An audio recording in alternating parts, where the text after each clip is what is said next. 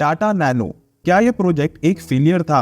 जी नहीं, बिल्कुल भी नहीं। एक प्रोजेक्ट जो कि शुरू हुआ था एक विजन से, वो एक्चुअली में जाके हकीकत में बदला। नैनो एक्चुअली में एक रिवॉल्यूशनरी प्रोडक्ट था in the entire automotive industry. जैसे फोक्सवैगन की बीटल वर्ल्ड में फेमस थी, वैसे ही टाटा फेमस है फॉर नैनो। कुछ कार्स होती है to be special, but Nano का आइडिया आया कहाँ से? कैसे डिजाइन एंड डेवलप करा गया नैनो को? क्या नैनो एक परफेक्ट एंड एक कंप्लीट कार थी फॉर इंडियंस? ये जानने के लिए हमें थोड़ा पीछे जाना होगा। How expectantly is everyone waiting for that wonder called the Nano to hit the streets? Very expectantly, as Deepti Agarwal now reports on how, for a car its size, the Nano is sure grabbing a lot of attention on the streets of Mumbai. After rituals, Ashok Vichari, the proud first owner of a Nano, leaves with his family.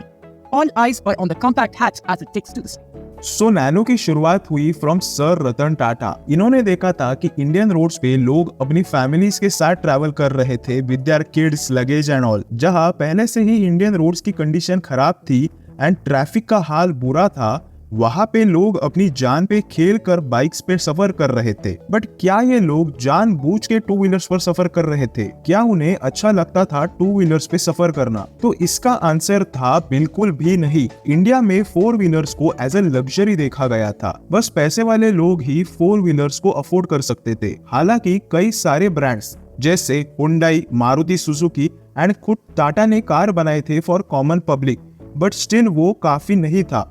Majority of the Indians still car लेना afford नहीं कर सकते थे। इसी problem को solve करना था sir Ratan Tata को। बाकी सब बाद में, बट सच में ये प्रॉब्लम को सॉल्व करने का सोचना ही make sir Ratan Tata a true Indian. This is one of the reason why Tata Nano project is not a failure. फिर आगे जाके ये प्रोजेक्ट पे काम शुरू हुआ एंड इसकी पहली अनाउंसमेंट करी गई थी in the 9th annual auto expo in new Delhi में ऑन 10th जनवरी 2008। ये बात जब बाहर आई कि 1 लाख रुपीस में कार मिलेगी, तो लोगों में एक्साइटमेंट एंड क्यूरियोसिटी जागी। सारे major media houses around the world ने इस न्यूज को कवर किया। इस प्रोजेक्ट को कई सारे नाम मिले, बट उनमें से एक नाम था पीपल्स कार। ये न्यूज पूरे वर्ल्ड के लिए एक शॉकर था कि 1 लाख रुपए मतलब $2000 में आखिर एक कार कैसे बन सकती है। कई सारे फॉरेन मीडिया हाउसेस ने इसका मजाक भी बनाया एंड इसे एक इम्पॉसिबल क्रिएशन बताया, बट ये सब का टाटा मोटर्स को कुछ फर्क नहीं पड़ा।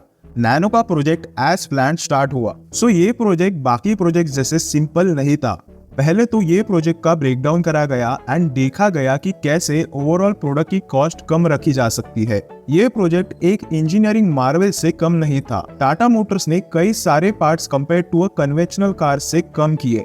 डिजाइन को ऐसा रखा कि वो मॉड्यूलर रहे एंड उसकी असेंबली काफी सिंपल एंड इजी हो। गाड़ी का ओवरऑल वेट भी कम रखा गया था ताकि मैन्युफैक्चरिंग कॉस्ट भी कंट्रोल में रहे एंड कार फ्यूल एफिशिएंसी भी ज्यादा निकाल कर दे। कंपनी ने कार में rear mounted 624cc 2 cylinder engine install किया था, जो कि आता था विद 4 स्पीड मैनुअल ट्रांसमिशन के साथ। कार अप्रोक्सीमेटली 20 to 25 किलोमीटर पर लीटर की एवरेज देती थी। डिजाइन कॉम्पैक्ट था एंड कार की लेंथ थी अबाउट 3.1 मीटर। नैनो को ऑफिशियली लॉन्च किया था ऑन 23 मार्च 2009। पहले तो सारे वर्ल्ड मीडिया शॉक में थी कि ये प्रोडक्ट एक्चुअली में एज प्रॉमिस्ड लॉन्च हुआ। ये प्रोजेक्ट को मैसिव इनिशियल बुकिंग मिली थी।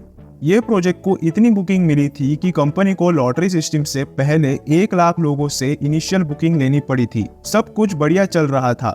रिस्पॉन्स जितना कंपनी ने सोचा था उससे ज्यादा का मिल रहा था, बट धीरे धीरे चीजें क्लियर होने लगी एंड वन बाय वन इस प्रोजेक्ट में इश्यूज आना स्टार्ट हुए। सो जो लोग इस प्रोजेक्ट को लेकर काफी एक्साइटेड थे, उनमें भी धीरे धीरे एक्साइटमेंट कम होने लगी और इसका मेन रीजन था मार्केटिंग। इसकी मार्केटिंग में इस्तेमाल करा गया एक शब्द कंपनी को बैकफायर कर गया। कंपनी इसे बार बार प्रमोट कर रही थी एज द चीपेस्ट कार, यानी सबसे सस्ती गाड़ी। बट आप बोलोगे कि इससे इतना क्यों फर्क पड़ा, बट यही एक मेन रीजन भी था। तो इंडिया में जैसे हमने डिस्कस किया कि कार को एज ए लग्जरी देखा गया है। जो भी इंसान अपनी लाइफ में तरक्की करता है वो एक टाइम पे अपना खुद का मकान एंड कार लेने की सोचता है, बट जब भी वो कोई कार लेने की सोचता है तो वो एटलीस्ट ऐसी कार लेने की सोचता है जो वो प्राउडली समाज में बोल सके कि ये कार मेरी है।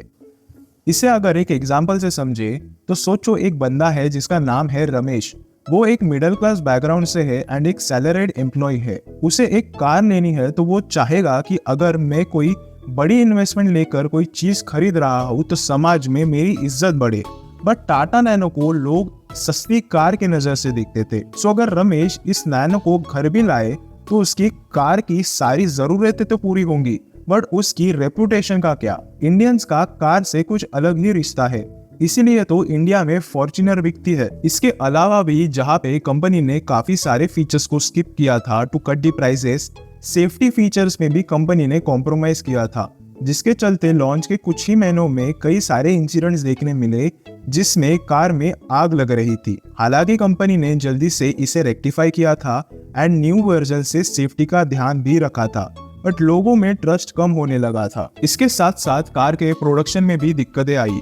पहले टाटा मोटर्स ने प्लान किया था कार का प्रोडक्शन करेंगे इन सिंगूर वेस्ट बंगाल में, बट वहां पे कंपनी को लैंड एक्वायर करने में काफी दिक्कतें आ रही थी। लोग अपनी जमीनें नहीं देना चाहते थे एंड इसके लिए प्रोटेस्ट कर रहे थे। फाइनली कंपनी को नई जगह फॉर प्रोडक्शन ढूंढनी पड़ी। कंपनी ने सानंद गुजरात में अपना नया नैनो का प्रोडक्शन प्लांट लगाया। ये पूरे डीले में सप्लाई चेन डिस्क्रप्ट हुआ एंड कॉस्ट भी बढ़ गई। टाटा ने टारगेट किया था फर्स्ट टाइम कार बायर्स को जो कि टू व्हीलर्स से अपग्रेड हो रहे थे, बट दिक्कत यही आ गई कि majority of two wheelers owner के पास इतने भी पैसे नहीं थे कि वो कार लेकर उसे मेंटेन कर पाए। ऊपर से जो लोग अफोर्ड कर पा रहे थे वो वेल एस्टेब्लिश कंपनी से कार लेना पसंद कर रहे थे। सेकेंडली, इंडिया में रीसेल कार का मार्केट बहुत बड़ा है, जिसके चलते लोगों को सेम प्राइस में अच्छी गाड़ियां रीसेल में मिल रही थी। वहीं पर नैनो मेनली बनाई थी फॉर अर्बन कम्यूट, बट इसकी डिमांड आ रही थी from rural parts of the country जहाँ पे रोड बहुत ही खराब थे। इस रोड्स पे नैनो इतनी अच्छी परफॉर्म नहीं कर रही थी। सो रूरल इंडिया से भी धीरे धीरे डिमांड कम होने लगी। नैनो जब तक मार्केट में आई थी इन्फ्लेशन भी काफी इंक्रीज हुआ था, जिसके चलते प्रोडक्शन कॉस्ट बढ़ गई थी एंड जैसे प्रॉमिस करा गया था कि नैनो 1 लाख में आएगी, वो रखना कंपनी के लिए पॉसिबल नहीं रहा था। ये one of the key factor था क्योंकि इस मॉडल का बज़ हुआ था कि ये कार 1 लाख में मिलने वाली थी। ऊपर से 2008 एंड 2009 के अराउंड इकोनॉमिक डाउनटर्न देखने मिला था, जिसके चलते भी डिमांड काफी कम हो गई थी। कंपनी को ये मॉडल को बंद करना पड़ा क्योंकि एज एक्सपेक्टेड सेल्स नहीं हो रहे थे।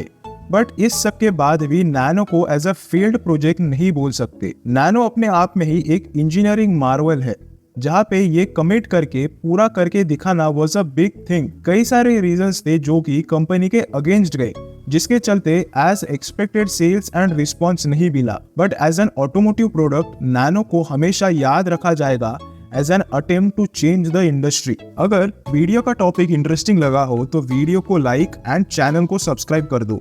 हम इस चैनल पे ऐसे ही इंटरेस्टिंग टॉपिक्स पे वीडियोस बनाते हैं। वैसे अगर आपको जानना है कि कैसे सुजुकी कंपनी की शुरुआत हुई थी तो इस वीडियो को जरूर देखना। बाकी मिलते हैं इन नेक्स्ट वीडियो।